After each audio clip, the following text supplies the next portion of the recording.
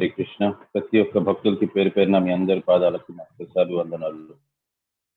దయచేసి ప్రతి ఒక్కరు కూడా నన్ను మనస్ఫూర్తిగా ఆశీర్వదించండి.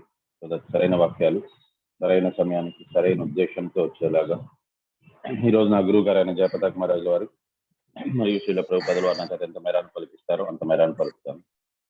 ఓం అజ్ఞానతిమిరాంధస్య జ్ఞానాంజనశలాకయ చక్షుర్మిలితం యేన తస్మై శ్రీ గురవే నమః. శ్రీ చైతన్య మనోభీష్టం స్థాపితం యేన భూతలే స్వయం రూపః కదా మహ్యం దదాతి సుపదాంతి. हे कृष्ण करुणा सिंधु दीन बंधु जगतपते गोपेश गोपिका कांत राधा कांत नमस्ते. सप्त कांचन गौरंगी राधे वृंदावनेश्वरी सुते देवी प्रणमामि हरिप्रिय. वांछाकल्पतरुभ्यश्च कृपा सिंधुभ्य एव च पतितानां पावनेभ्यो वैष्णवेभ्यो नमो नमः. ओम विष्णुपादाय कृष्णाय भूतले श्रीमते जयपताक स्वामी नामिने नमो आचार्य पादाय निताय कृपप्रदायिने गौरकथा दामदाय नगर ग्रामाचार्य नमः. ओम विष्णुपादाय कृष्ण पृष्ठाय भूतले श्रीमते भक्ति वेदांत स्वामिनिति नामिने नमस्ते सरस्वती देवी गौरवाणी प्रचारिणी निर्विशेष शून्यवादी पाश्चात्य देशतारिणी श्री कृष्ण चैतन्य प्रभु नित्यानंद श्री अद्वैत गदाधर श्रीवास आदि गौर भक्त वृंद. हरे कृष्ण कृष्ण कृष्ण हरे हरे हरे राम राम राम. మూడో స్కందం 8వ అధ్యాయం 20వ శ్లోకం. తమస్య పారే విదురాత్మ సర్గం విచిన్వతోద్భూత్ సుమహాం త్రిణోమి యో దేహ భాజాం భయమేరగాణః పరీక్షిణోత్యాయు రజస్య హేతిః. Translation. O Vidura, while searching in that way about his existence, Brahma reached. Okay, 8వ శ్లోకమే కదా ప్రభు, 20వ శ్లోకమే కదా ప్రభు. I think okay, correct. నేను అయితే జరిగింది. Okay, so O Vidura, while searching in that way about his existence, Brahma reached his ultimate time, which is the eternal wheel in the hands of Vishnu, and which generates fear in the minds of living entity like the fear of death. So ఇప్పటిదాకా మనం ఏం చూసాము? బ్రహ్మ అతను first of all ఇది కారణోదక సాయి విష్ణు అనగా మహావిష్ణు ఒక 1000 దివ్య సంవత్సరాల కోసమని అతను ప్రగాఢ నిద్రలో ఉన్నట్టుగా కనిపిస్తారు. కానీ అతని నేత్రములు సగం మూసుకొని ఉన్నాయంట, కొద్దిపాటు తెరుచుకొనే ఉన్నాయంట. అతను ప్రగాఢ నిద్రలో లేరు. అతనేంటి అని అంటే అతని యొక్క అంతరంగ శక్తి అనగా యోగమాయతో పాటు ఉన్నారు. అతను సో ఆనందాన్ని పొందుతున్నారు. సో ఈ రకంగా అతను 1000 సంవత్సరాల పాటు అతను నిద్రిస్తున్నారు. దేని మీదన అంటే ఆ అనంత శేష మీద పడుకొని ఉన్నారు. సో ఈ రకంగా 1000 సంవత్సరాలు పూర్తయినాక జీవులందరూ కూడా వారి కామ్య కర్మలు మళ్ళీ మొదలెట్టే నిమిత్తము ప్రతి ఒక్కరిది యొక్క ఇది బయటికి శరీరం రాబోతుంది. అందుకోసమని ఏమంటే భగవంతుని వర్ణము నీలవర్ణం అయిపోయింది. ఎందుకనంటే మనమంతా కూడా భగవంతుని శరీరంలోని బ్యాక్టీరియా లాగా ఆ రకంగా తయారైపోయి ఉన్నాము. కాబట్టి భగవంతుని శరీరం నీలంగా తయారైంది. సో ఈ రకంగా నీలంగా తయారైనాక ఈ రకంగా జీవులందరూ కూడా ఒక కమలము మొగ్గలోని ప్రవేశించారు. సో ఆ కమలపు మొగ్గ భగవంతుని యొక్క నాభి నుంచి వచ్చింది. సో నాభి లోపలికి మళ్ళీ భగవంతుడే ఈ కారణోదక సాయి విష్ణు నుంచి గర్భోదక సాయి విష్ణు రూపంలోని అతను హిరణ్య గర్భ ఆ రూపంలోని మళ్ళీ ఆ కమలం లోపలికి అతను ప్రవేశించారు. అతను ప్రవేశించిన తర్వాత ఆ కమలం మళ్ళీ వికసితమైంది. ఆ కమలంలోంచి మొట్టమొదటిగా వచ్చింది ఎవరు అని అంటే బ్రహ్మ. సో అతనికి తల్లి తండ్రి ఎవరు లేరు కాబట్టి అతన్ని స్వయంభూ అంటారు.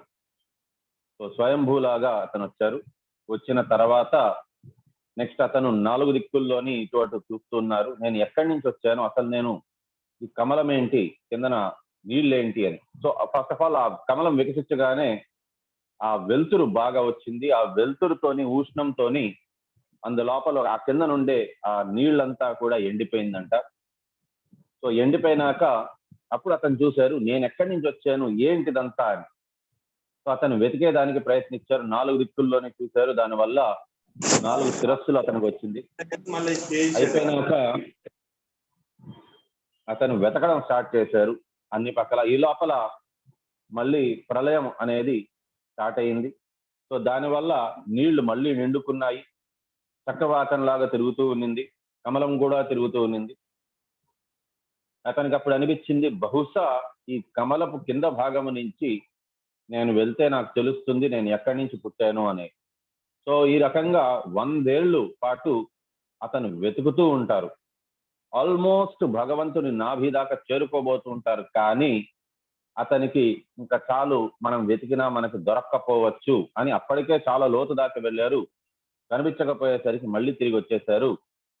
అప్పుడు ఈ రకంగా వెతుకుతూ వెతుకుతూ బ్రహ్మకి అతని కాలము సమాప్తం అయిపోయిందని అంటున్నారు ఇక్కడ. Brahma reached is ultimate time, అతని యొక్క అంతము అయిపోవస్తోంది. So which is the eternal wheel in the hands of Vishnu and generates fear in the minds of living entity like the fear of death. So మృత్యు వలె భయాన్ని కలిగిస్తుంది జీవులలో. సో అది ఫైనల్లీ వచ్చిందంట. సో 21వ శ్లోకం.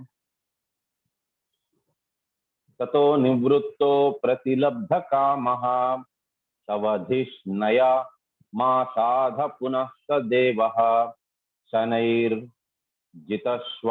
నివృత్త చిత్తో న్యషీదదారూఢ సమాధియోగః. Translation.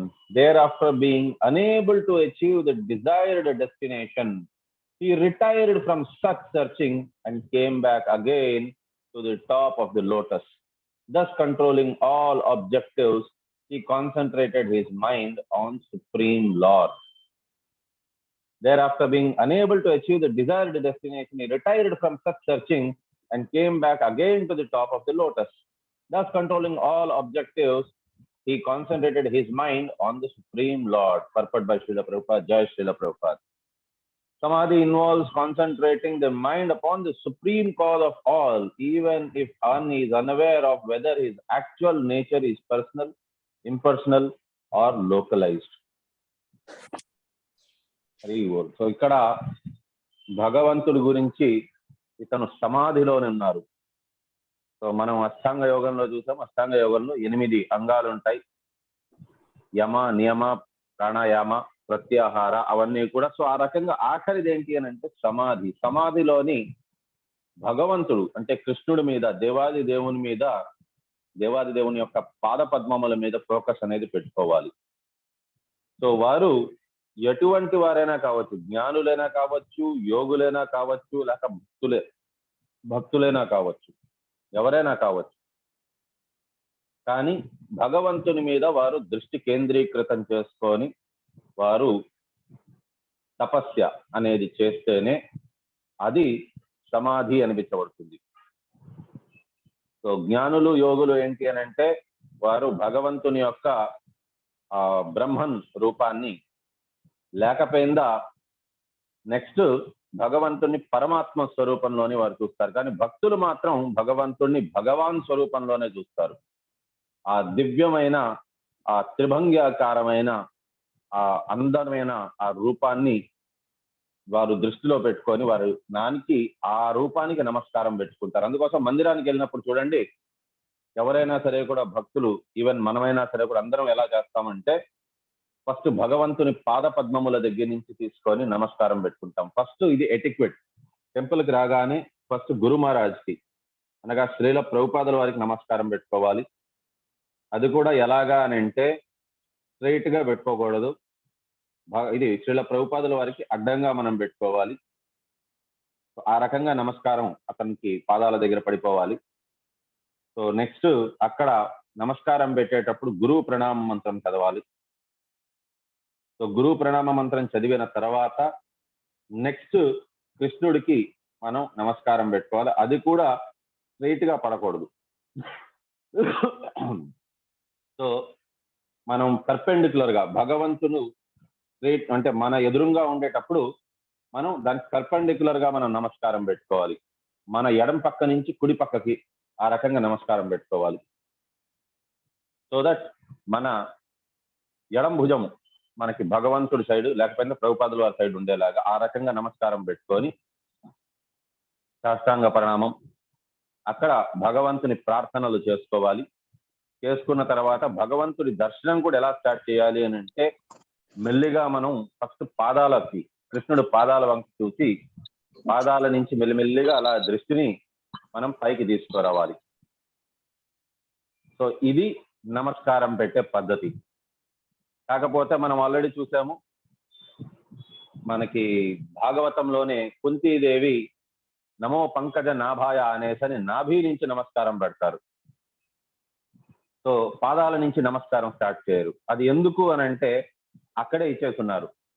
ఏంటి అని అంటే ఆవిడ మేనత్త వరుస కూడా అవుతారు. సో కృష్ణుడిని అక్కడ సిగ్గు పడేలాగా చేయనీయకుండా అందుకోసం నాభి నుంచి వర్ణన చేశారు. లేకపోయినా సొంత మేనత్త పాదాల నుంచి ఈ రకంగా నమస్కారం పెట్టుకుంటూ వచ్చారనేసని భగవంతుడికి కొద్దిగా సిగ్గు అనిపిస్తుందనే ఉద్దేశంతో కుంతీదేవి నాభి నుంచి నమస్కారాలు పెట్టుకున్నారు. కానీ మనమంతా మాత్రం భగవంతుని యొక్క పాద పద్మముల నుంచి మెల్లిమెల్లిగా మన దృష్టిని పైకి భగవంతుని యొక్క శ్రీచరణాల దగ్గర నుంచి తీసుకొని ముఖారవిందం దాకా మనం నమస్కారం పెట్టుకుంటూ రావాలి. అది అయిపోయినాక next Shrimati Radharani. So in either cases మనం భగవంతుని మీదనే మనం కేంద్రీకృతం చేసుకొని ఉండాలి మన focus. So concentration of the mind on the supreme is certainly a form of devotional service. So ఇది కూడా భక్తిలోని ఒక మార్గమే. సో భగవంతుడే చెప్పారు సాక్షాత్, మయి అర్పిత మనోబుద్ధిర్ మన్మనా భవ మద్భక్తో మజ్జాజీ మాం నమస్కురు. సో ఈ రకంగా అన్ని శ్లోకాల్లోని భగవంతుడు చెప్పారు మనస్సుని భగవంతుడికి అర్పించమని. సో మనస్సుని భగవంతుడికి అర్పించడం అనేది అన్నిటికంటే పెద్దది. సో మనకు అందుకోసం చెప్తారు వపుహు వాణి రెండు రకాలుగా ఉంటాయి. వపుహు అంటే శరీరం, వాణి అని అంటే భగవంతుడు ద్వారా చెప్పబడినటివి లేక గురువు ద్వారా చెప్పబడినటివి. సో వపుహు కంటే వాణియే గొప్పది. ఎందుకు అంటే వపుహులోని మనం చేసేది చరణ సేవ, కానీ చరణ సేవ కంటే కూడా ఆచరణ సేవ అనేది గొప్పది. సో భగవంతుడు చెప్పిన వాణి ఏంటి అంటే మయి అర్పిత మనోబుద్ధి, మనసును అతనికి అర్పించమన్నారు. మనం మనసును అర్పించడం అనేది చాలా కష్టం. మనసుని సంపూర్ణంగా భగవంతుని చరణాలకి మనం అర్పించేసి ఉంచగలిగితే ఏది చేసినా భగవంతుని సంతృప్తి కొరకే చేస్తాను, నా సంతృప్తి కొరకు కాదు అనేది అది అన్నిటికంటే పెద్ద టైప్ ఆఫ్ డివోషనల్ సర్వీసెస్, అన్నిటికంటే పెద్ద డివోషనల్ సర్వీసెస్. భగవంతుడికి ఏది నచ్చుతుందో అదే చేయడం, భగవంతుడికి ఇది నచ్చకపోవచ్చు అంటే దాని దరిదాపుల్లో కూడా వెళ్లకుండా పోవడం. సో ఆ రకంగా చేయగలిచేది అన్నిటికంటే పెద్ద డివోషనల్ సర్వీస్ అది. యాక్చువల్ గా it is not just type of devotional service, అన్నిటికంటే పెద్ద డివోషనల్ సర్వీస్ అదే. To cease from personal sense endeavours to concentrate on the supreme cause is a sign of self surrender. And when self surrender is present, that is a sure sign of devotional service. So మనకి భగవంతుడు ఆఖరి చరమ శ్లోకంలోని కూడా మనకి చెప్పారు, సర్వధర్మాన్ పరిత్యజ్య మాం ఏకం శరణం వ్రజ. శరణాగతి పొందడము అంటే ఏంటి? మనకి ప్రతి దగ్గర మనకి చెప్తుంటారు శరణాగతి పొందాలి అని. సో ఈవెన్ అన్నమాచార్యుల వారు కూడా కీర్తనల్లోనే అదే రాశారు, అంతర్యామి అలసితి సొలసితి ఇంతటనీ శరణిదే నొచితిని. సో శరణం వేడుకోవడం అంటే ఏంటి? అతని చరణాల దగ్గర మనం పడి నమస్కారం పెట్టుకోవడం కాదు. శరణాగతి అని అంటే భగవంతుడికి మన మనసుని అర్పించడం, మనసుని బుద్ధిని. ఎందుకు మనసుని బుద్ధిని అంటే మనసు అనేది ఇంద్రియాలన్నిటికీ అధిపతి. మన ఇంద్రియాలని మన కోసాన్ని వాడుకోకుండా భగవంతుని సంతృప్తి కొరకు మాత్రమే మనసుని ఎప్పుడైతే భగవంతుని శ్రీచరణాల దగ్గర పెట్టేస్తామో మన ఇంద్రియాలు అన్నీ కూడా భగవంతుడికే అర్పితం అయిపోయినట్టుగా. సో భగవంతుని చేతిలో మన జీవన ఆ దారాన్ని మనం ఇచ్చేసాము. మీరు ఎలా ఆడిపించాలనుకుంటున్నారో ఆడిపించండి. మీరు నాకు ఇబ్బందులు పెడతారా, పెట్టండి. సంతోషం ఇస్తారా, ఇవ్వండి. నాకు కష్టాలు ఫుల్గా ఇచ్చేస్తారా, తట్టుకోలేనంత కష్టాలు ఇస్తారా, ఇవ్వండి. ఏది ఎలా ఇచ్చినా సరే కూడా నాకు సమ్మతమే. ఎందుకనంటే మీరు నా తండ్రి. మీకు తెలుసు నాకు ఏవి కావాలి, ఏది వద్దు, ఎంత దాకా కావాలి అనేది. చాలా కష్టం ఇది. చెప్పేది ఈజీ, ఆచరించడం చాలా కష్టం. మనస్సుని భగవంతుడికి సమర్పించుకోవడం అనేది అన్నిటికంటే పెద్ద డివోషనల్ సర్వీస్ అది. దాన్నే శరణాగతి అని అంటారు. సో శరణాగతి పొందిన వారు భగవంతుడే సర్వం చూసుకుంటారు. సో భగవంతుడి దగ్గర నేను కోరుకోవాల్సింది ఏమీ లేదు, భగవంతుడే చూసుకుంటారు. చిన్న పిల్లలు అప్పుడే పిల్లలు పుట్టిన వారు కంప్లీట్ గా శరణాగతి పొంది ఉంటారు తల్లికి. కేవలం వారు చాలా దీనంగా ఏడుస్తారు అంతే. వారు ఇంకేమీ చేయలేరు. నోటి నుంచి మాట రాదు, చేతులతో చెప్పలేరు. వారు కేవలం శరణాగతి పొందుంటారు, తల్లి దగ్గర ఏడుస్తారు. సో అందుకోసమనే ఆ చిన్న పిల్లల్లాగా, చంటి పిల్లల్లాగా మనం కూడా భగవంతునికి శరణాగతి పొందాలి. భగవంతుడు ముందు ఏడవడం అని అంటే లిటరల్ గా ఏడవడం కాదు. భగవంతుని స్తుతి చేస్తూ మనం భగవంతుని చేతిలోనే సర్వము మన జీవితం యొక్క భారాన్ని మొత్తం భగవంతుడికే సమర్పించేయాలి. మన జీవితం అనేది భారమే, ఖచ్చితంగా భారమే అది. సో దాన్ని మన చేతుల్లోనే మనం పెట్టుకుంటున్నాం అని అనుకుంటాం, కానీ అదర్వైజ్ కూడా భగవంతుడే చేతుల్లోనే ఉన్నది. ఎయిదర్ మన జీవన భారం భగవంతుడి చేతుల్లో ఉన్నది, ఆర్ మహామాయ చేతుల్లో ఉన్నది. మీరు డిసైడ్ చేసుకోవాలి, నేను డిసైడ్ చేసుకోవాలి, మనం ఎవరి చేతిలో ఇవ్వాలనుకుంటున్నాము అని. భగవంతుడి చేతిలోని మన జీవన భారాన్ని మనం సమర్పించుకున్నాము అని అంటే భగవంతుడు మనల్ని కొద్దిగా కష్టపెట్టించచ్చు, కానీ ఫైనల్లీ మనల్ని సరైన మార్గంలోకి తీసుకొని వస్తారు, పరమపద సోపానానికి తీసుకొని వస్తారు. లేదు మనం మహామాయ చేతిలో మన భారాన్ని పెట్టామనంటే మహామాయ ఆడిపించుకుంటూ మనకి చూసేదానికి అది ఎంజాయ్మెంట్ లాగానే ఉంటుంది ఇనీషియల్ గా, కానీ అది కష్టానికే దారి తీస్తుంది. అది పదం పదం యద్విపదం.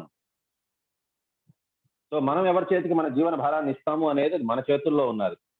భగవంతుడి చేతికి సమర్పించుకోవాలి అని అంటే మన మనసుని, మన బుద్ధిని సమర్పించుకోగలిస్తే చాలు. సో మనసుని, బుద్ధిని మనం సమర్పించుకోగలిస్తే అనర్థాలు ఆటోమేటికలీ భగవంతుడు మన నుంచి దూరం చేసేస్తారు. సో అది the most important type of భక్తి అది.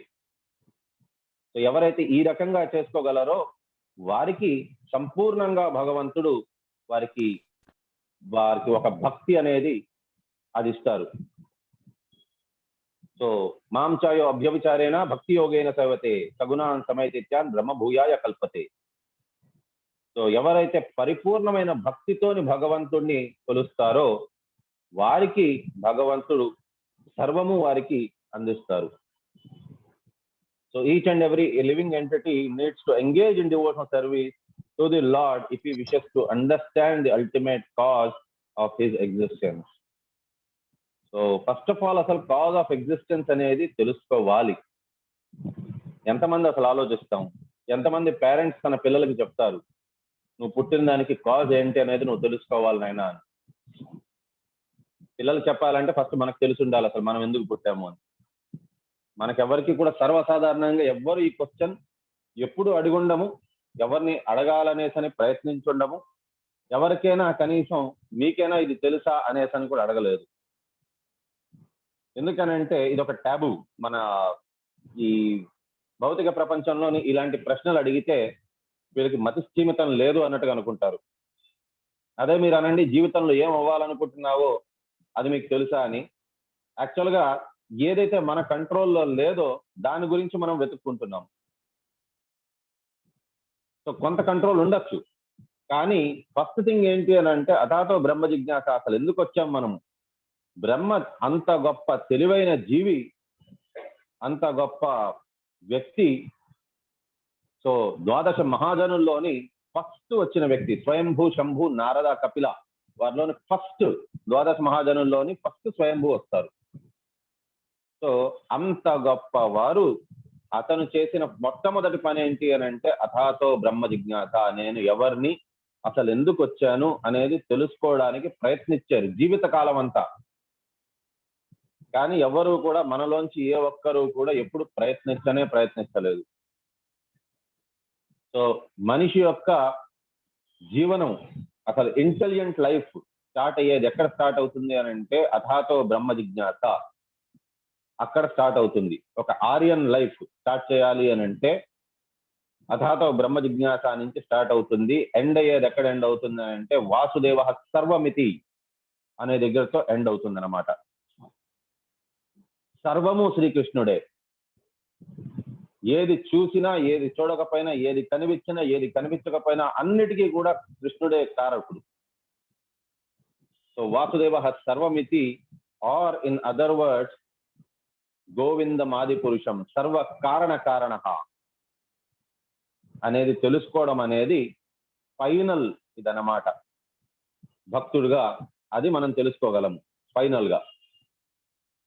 సో కాబట్టి మనం చేయగలిచేది ఏంటి అని అంటే డివోషనల్ సర్వీస్ లోని మనం కంప్లీట్ సరెండర్ తోని మనం డివోషనల్ సర్వీస్ లో ఉన్నాము అని అంటే మనకి ఆటోమేటికల్లీ దీని సమాధానం కూడా మనకి దొరుకుతుంది. అసలు మనం ఎందుకు వచ్చాము, ఈ లోకంలో ఎందుకున్నాము అని. 22nd శ్లోకం. కాలేన సోజః పురుషాయుషాభి ప్రవృత్త యోగేన విరూఢ బోధః స్వయం తదంత తర్హాద్ దయేవ భాత పశ్యత పూర్వం. Translation: at the end of Brahma's 100 years, when his meditation was complete, he developed the required knowledge, and as a result, he could see in his heart the Supreme within himself, whom he could not see before with the greatest endeavor.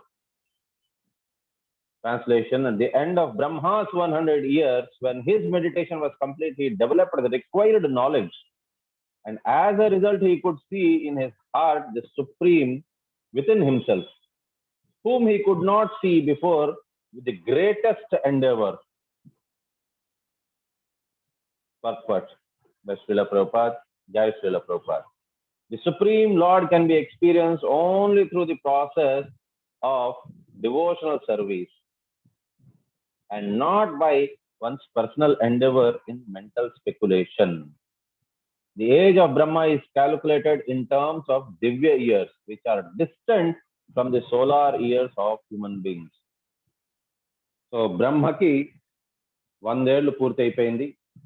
ఈ రకంగా పూర్తయినాక అప్పుడు అతని యొక్క కాలం సమీపించింది. So దాని తర్వాత భగవంతుడు అతను పడిన శ్రమ, భగవంతుణ్ణి తలుచుకుంటూ అతను ఏదైతే తపస్య చేశారో ఆ తపస్య అప్పుడు ఫలించిందనమాట కంప్లీట్ గా. సో ఫలించిన తర్వాత అప్పుడు అతను భగవంతుణ్ణి అతని హృదయంలో చూసుకోగలిచారు. ఎంత శ్రమ పడినా సరే కూడా భగవంతుడు మాత్రం కనిపించలేదు. ఎవరికైనా తెలుసా? అది 11వ అధ్యాయం. భగవంతుడు అర్జునుడికి చెప్తారు, అతని ఫైనల్ గా ఏదైతే నువ్వు రూపం చూస్తున్నావో ఇది కూడా చాలా కష్టం అసలు చూడడానికి, దీన్ని తపస్సు వేదాల ద్వారా కూడా తెలుసుకోలేము అని. ఎవరికైనా తెలుసా శ్లోకం? నాహం వేదేర్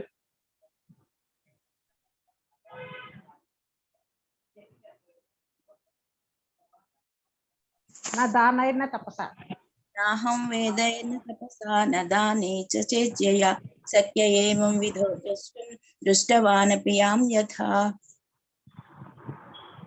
భక్త్యాత్వ ప్రభుజీ భక్త్యాత అనన్యసాఖ్య అహం ఏవం విధోర్జున ఏవం విధో జ్ఞాతుం ద్రష్టుం ప్రవేశం చ పరంతప. సో భగవంతుడు చెప్పారు భగవద్గీతలోని, ఈ రకంగా ఏదైతే నువ్వు నా రూపాన్ని నువ్వు చూస్తున్నావో అది వేదాల పఠనం ద్వారా గాని లేకపోయిందా యజ్ఞ యాగాదుల వల్ల గాని సో నాహం వేదే నా తపస్య, వేదాల ద్వారా కానీ తపస్య వల్ల కానీ దేని వల్ల కూడా నువ్వు దాన్ని పొందలేరు. మరి ఎలా పొందుతారు అని అంటే దానికోసం కూడా చెప్పేశారు, భక్త్వాత్వ అనన్య సాఖ్య అహం ఏవో విదోర్జున, కేవలం అనన్యమైన భక్తి ద్వారా మాత్రమే నన్ను మీరు ఈ రూపాన్ని దర్శనం చేసుకోగలరు అని చెప్పని అంటున్నారు భగవంతుడు 11వ అధ్యాయంలోని. విశ్వరూప సందర్శనం అయిపోయినాక అర్జునుడు భయకంపితులు అయిపోతున్నప్పుడు అప్పుడు చెప్పారు. సో ఈ రకంగా భగవంతుని దృష్టి ఆ రూపాన్ని పొందడం అనేది కూడా చాలా చాలా కష్టమైనది, అంత ఈజీ కాదు అది, భగవంతుని యొక్క రూపం దర్శనం చేసుకోగలిగే దానికోసం. కాబట్టి ఇది మనం తెలుసుకోవడం చాలా చాలా important. So Divya years or calculated in Bhagavad Gita సహస్ర యుగ పర్యాంతం అహర్యద్ బ్రహ్మణో విదు. అంటే బ్రహ్మకి ఒక్క రోజు భగవద్గీతలో ఇచ్చున్నారు అంటే కొన్ని వేల సార్లు ఈ 4 యుగాలు, అంటే 4 యుగాలు కలిపితే 43,20,000 సంవత్సరాలు.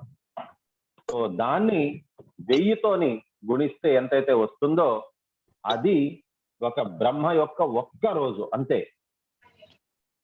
So on that basis Brahma meditated for 100 years.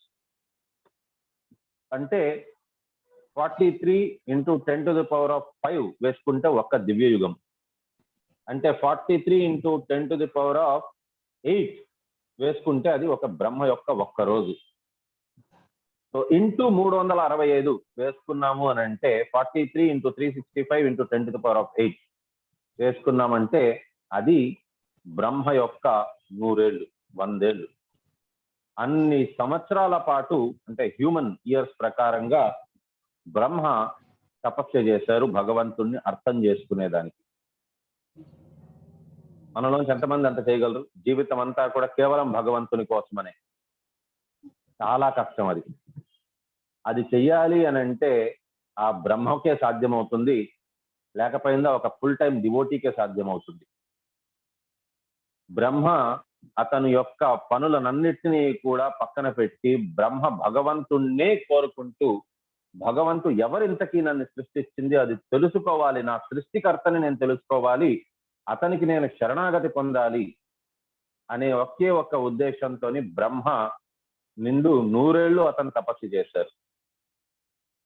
ఇప్పుడు దీన్ని బట్టి చెప్పండి, ఒక ఫుల్ టైం డివోటీ ఎవరైతే వారి యొక్క మెటీరియల్ క్వాలిఫికేషన్స్, నధనం నజనం న సుందరీం కవితాం వా జగదీశ కామయే మమ జన్మని జన్మనీశ్వరి భవతా భక్తైర్ అహేతుకి త్వయి అని అన్నారు. కానీ నధనం నజనం న సుందరీం, ధనాన్ని విడిచిపెట్టుకోవడం ఈజీయే, నాకు ధనం అవసరం లేదు, అంతా మీ దగ్గర పెట్టుకోండి, నాకు అవసరం లేదు. నా జనం, నాకేమి మీరు జయ జయకారాలు కొట్టాల్సిన అవసరం లేదు. డబ్బులు ఇవ్వకపోతే జయ జయకారాలు ఆపేస్తారు. ధనం లేకపోతే జనం కూడా ఉండరు భౌతిక ప్రపంచంలో. నా సుందరి, ధనం లేకపోతే జనం ఉండరు, జనము లేకపోతే సుందరి ఖచ్చితంగా ఉండరు. కాబట్టి ధనాన్ని ఒక్కటి విడిచిపెట్టేసుకుంటే ధనము జనము సుందరి అందరూ కూడా వెళ్ళిపోతారు. మనం కోరుకునేది ఒకవేళ అదే అయితే ధనాన్ని ఒక్కటి విడిచిపెట్టుకోండి, మన లైఫ్ లో నుండే అనర్థాలన్నీ వెళ్ళిపోతాయి. అవసరం దాకానే ధనం, అవసరానికి మించి ధనం ఉన్నది అని అంటే భగవంతుడి నుంచి దూరం చేసేదానికే ఉన్నది. అప్పుడు కోరికలు వస్తాయి. మనం కోరుకున్నా కోరుకోకపోయినా సరే కూడా ధనం ఒకవేళ అవసరం కంటే మించి ఉన్నది అని అంటే జనం సుందరి వాళ్ళు కూడా మనం వద్దనుకున్న వచ్చేస్తారు. జనం సుందరి వద్దు అని అనుకుంటే ఫస్ట్ ధనాన్ని మీరు దూరంగా పెట్టేయండి, అవసరం దాకానే పెట్టుకోండి. ధనం లేదు అని అంటే జనం సుందరి చుట్టాలు బంధువులు ఫ్రెండ్స్ మిత్రులు ఆప్తమిత్రులు అందరూ వెళ్ళిపోతారు. సో అప్పుడు మిగిలేది కేవలం సుహృదుడు మిగులుతారు. ఎవరు? కృష్ణుడు. ఇంకెవరు మిగలరు. అన్నెసెసరీ సూపర్ఫిషియల్ వాళ్ళంతా వెళ్ళిపోతారు. కానీ అన్నిటికంటే కష్టమైనది విడిచిపెట్టుకోవడము హోదా. ధనం ఒకవేళ విడిచిపెట్టుకున్నాం అంటే జనము సుందరిలు అందరూ విడిచిపెట్టి వెళ్ళిపోతారు. ఆ ధనం మళ్ళీ సంపాదించుకోవడం కష్టమే అవుతుంది. ఒకసారి ఎవరికైనా ఇచ్చేయండి, లేదు మర్చిపోయి నేను నీకు చెప్పాను తీసుకోమని, నాకు మళ్ళీ కావాలి అంటే రాదు అది. మీ సొంత అన్నదమ్ముళ్ళు అక్క చెల్లెలు కూడా అలాగే చేస్తారు. మర్చిపోయమని చెప్పినా నువ్వు చెప్పేసా ఒకసారి అంతే అయిపోయింది. సో ఇంగ్లీష్ లో కూడా అదే సేయింగ్ ఉన్నది, విమెన్ వైన్ వెల్త్. వాటి కోసమనే గొడవలు వచ్చేది. సో అదొకసారి వదిలేసిన తర్వాత మనకి రాదు. కానీ హోదా, ఐఐటి క్వాలిఫికేషన్, ఎంబీబీఎస్ క్వాలిఫికేషన్, అటువంటి క్వాలిఫికేషన్స్ ని, లేకపోయినా ఆర్మీలోను కూడా ర్యాంక్స్ అనేది ఉంటాయి, కర్నల్, మేజర్, అలాంటివన్నీ ర్యాంక్స్ అనేది ఉంటాయి. ఎవరినైనా చూడండి, సర్వసాధారణంగా ఆర్మీ నుంచి రిటైర్ అయ్యారు అని అంటే వారి పేరు ముందు ఖచ్చితంగా వారి డెసిగ్నేషన్ ని చెప్పుకుంటారు. డాక్టర్ ఒకవేళ ఎవరైనా ఉన్నారని అంటే వారి పేరు ముందు డాక్టర్ అనే చెప్పుకుంటారు. ఎంత ముసలివారు అయిపోయినా సరే కూడా ఖచ్చితంగా అది చెప్పుకుంటారు. అది ఒకవేళ పెట్టుకోలేదు, ఎవరైనా వారిని పేరు అడుగుతున్నారంటే కేవలం వారి పేరు చెప్తున్నారు అని అంటే అర్థం చేసుకోవచ్చు, పద్మపత్ర ఇవాంభసం వారు. వారు ఒక తామరాకు మీద నీటి బొట్టులాగా వారు వారి పేరు కోసం అనేసని పెద్దగా అతుక్కొని లేరు. వారు నాకు అది కావాలి అనేసని లేదు వారికి. చాలా తక్కువ మంది ఉంటారు ఆ రకంగా. సో వారి డెసిగ్నేషన్ అనేది ప్రతి ఒక్కరికి చాలా చాలా ఆసక్తి ఉంటుంది. వాటన్నిటినీ కూడా పక్కన పడేసి టెంపుల్ కోసమని, మందిరం కోసమని, భగవంతుని సంతృప్తి కొరకు శరణాగతి పొందారు అని అంటే అది చాలా చాలా కష్టమైనది. వారి జన్మ అనేది ఈ జన్మనే ఆఖరి జన్మ వారిది అని మనం అర్థం చేసుకోవచ్చు. ఫుల్ టైం డివోటీస్ వారిని అటువంటి వారిని మనం ఒకవేళ ఏ రకంగా తప్పులు వెతికినా సరే కూడా అది కృష్ణుడి దృష్టిలోని అన్నిటికంటే పెద్ద అపరాధం. 10 అపరాధాల్లో నుంచి మొట్టమొదటి అపరాధం. అందుకోసమనే పద్మపురాణంలో చెప్పున్నారు, భక్తులని మనం దూషించడం. To chastise a devotee who has dedicated his whole life for spreading the holy name of Krishna. మనం ఒకవేళ భక్తుడిని దూషిస్తున్నాం అంటే అన్నిటికంటే పెద్ద తప్పది, అన్నిటికంటే పెద్ద పాపం. కృష్ణుడు దాన్ని తట్టుకోలేరు. మనందరికీ తెలుసు అంబరీష్ మహారాజ్ స్టోరీ. సో దూర్వాసముని కేవలం ఒక మాట అన్నారు, అందుకోసం దూర్వాసముని ఎవరు? గొప్ప ఋషి ఆయన. మనలోంచి ఎవరు దూర్వాసముని ఎంత గొప్పవారు? ఎవ్వరు గారు. అంత గొప్ప దూర్వాసముని వెనకాతలే ఆ సుదర్శన చక్రం పడ్డాది. మనలాంటి వారికి సుదర్శన చక్రం అవసరం లేదు. అతను సింహ గర్జన ఒకవేళ గర్జిస్తే చాలు, ఆ శబ్దానికే మనం శరీరాన్ని విడిచిపెట్టేది. కాబట్టి ఎప్పటికీ కూడా భక్తులని మనం తప్పు వెతకూడదు. భక్తులు అని అంటే ఎవరైనా భక్తులే. అండ్ ఎస్పెషల్లీ ఒక ఫుల్ టైం డివోటీని మాత్రం ఎప్పటికీ మనం వారిలోని తప్పులు ఎన్నటికీ వెతకరాదు. So on that basis Brahma meditated for 100 years before he could understand the supreme cause of all causes, and then he wrote the Brahma Samhita, which is approved and recognized by Lord Chaitanya, and in which he sings Govindam Adi Purusham Tamaham Bhajami. One has to wait for the mercy of Lord before one can either render service unto him or know him as he is. So భగవంతుణ్ణి మనం సంపూర్ణ భక్తి శ్రద్ధలతోని మనం ఏ రకంగా అయితే బ్రహ్మ చేశారో అది అయినా బ్రహ్మ చేసింది అతను పూర్తి జీవితం అంతా కూడా అతను కేవలం భగవంతుణ్ణే దృష్టి పెట్టుకొని అతను తపస్సు చేసుకున్నారు. 43 × 365 × 10⁸ ఇయర్స్, హ్యూమన్ ఇయర్స్, అన్ని సంవత్సరాలు అతను తపస్సు చేస్తూ ఉంటే అప్పుడు భగవంతుడు కరుణించారు. కానీ భగవంతుడికి తెలుసు, చైతన్య మహాప్రభుకి తెలుసు, కలియుగంలోని సుమంద మంద మతయోహ్ వీరంత లాన చేయలేరు. కాబట్టి ఏది చేస్తే బెటరు అని ఆలోచించి సత్యయుగంలోని కనీసం కొంతైనా లైఫ్ స్పాన్ ఉన్నది కాబట్టి కృతయోధ్యాయతో విష్ణు, కృతయుగంలోని ధ్యానం చేయండి విష్ణుని అని పెట్టారు. కానీ దాని తర్వాత త్రేతాయుగం వచ్చేసరికి అర్థమైపోయింది అంత కూడా చేయలేరు వాళ్ళు, ఎందుకంటే జీవిత అవధి తగ్గిపోయింది. కాబట్టి త్రేతాయో యజ్ఞోమఖై, యజ్ఞయాగాదులు చేయండి చాలు అని అన్నారు. కానీ ద్వాపరయుగం వచ్చేసరికి ఇంకా జీవితకాలం తగ్గిపోయింది.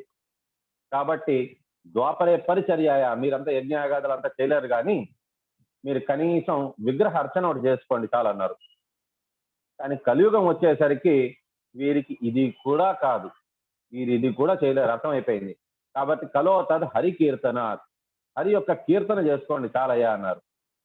కానీ జగన్నాథ స్వామి అందరికీ కూడా సుహృదుడు, ఆయన అర్థం చేసుకున్నారు, వీరికి ఇది కూడా జపము కూడా కష్టం అయిపోతుంది, వీరికి అన్నిటికంటే ఇష్టమైనది ఏది ఉన్నది, ఏం చేస్తే వీళ్ళకి ఆనందకరంగా వీళ్ళు చేస్తారు, శుశుకం అనేది ఏంటి, వీళ్ళకి చాలా హ్యాపీనెస్ దేంట్లో ఉన్నది వీళ్ళకి అని ఆలోచించగా అతనికి అర్థమైంది, భక్తులందరికీ కూడా జపం చేసేటప్పుడు కూడా నిద్ర వచ్చేస్తుంది, కీర్తన చేసేటప్పుడు నిద్ర వచ్చేస్తుంది. సో సంసార ధావల నలలీఢ లోక ప్రణయ కారుణ్య ఘన ఘనాత్వం ప్రాప్తస్య కళ్యాణ గుణనభస్య వందే గురో శ్రీ చరణారవిందం. అక్కడ దాకా మేలుకొనే ఉంటారు. దాని తర్వాత మహాప్రభు కీర్తన నిత్య గీత అది పాడేసరికి నిద్ర వచ్చేస్తుంది. కానీ ఆ నిద్ర ఎప్పుడు మేలుకుంటారు అని అంటే, అందరూ కూడా నాలాంటి డివోటీస్ గురించి చెప్తున్నాను, సోకాల్ డివోటీస్, మహాప్రసాదే గోవిందే నామో బ్రాహ్మణి వైష్ణవే అనగానే గట్టిగా మనం కూడా పలకరిస్తాను, నేను కూడా పాడుతూ ఉంటాను. కల్ప పుణ్యవతం రాజం విశ్వాసనైవ జాయతే శరీర అవిద్యాజాల్ జాడేంద్రియ తాహే కాల్. సో జగన్నాథ స్వామి అక్కడ పట్టేశారనమాట. సో వీడికి భజన అంతా చేసేదానికంటే, కీర్తన చేసేదానికంటే కూడా వీడికి మహాప్రసాదే గోవిందే అనేది ఇష్టము. చలో కలియుగంలోనే సుమంద మతయో అని అనుకుంటే, దాంట్లోని ఇంకా కూడా వీరు ఇంకా సుమంద లాగున్నాడు వీడు, కాబట్టి చలో మహాప్రసాదం తిను అని ఆనంద్ బజార్ అని నాలాంటి వాళ్ళ కోసం ఒకటి క్రియేట్ చేశారు జగన్నాథ స్వామి.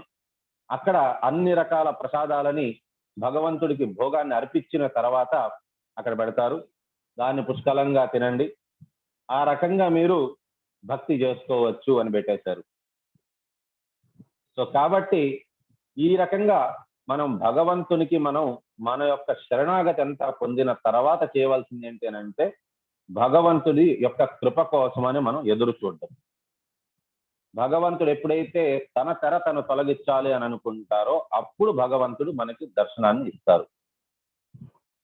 సో ఇక్కడతో మనం విరామం తీసుకుందాము. వాంఛాకల్పతరుభ్యశ్చ కృపా సింధుభ్యో పతితానాం పావనేభ్యో వైష్ణవేభ్యో నమో నమః.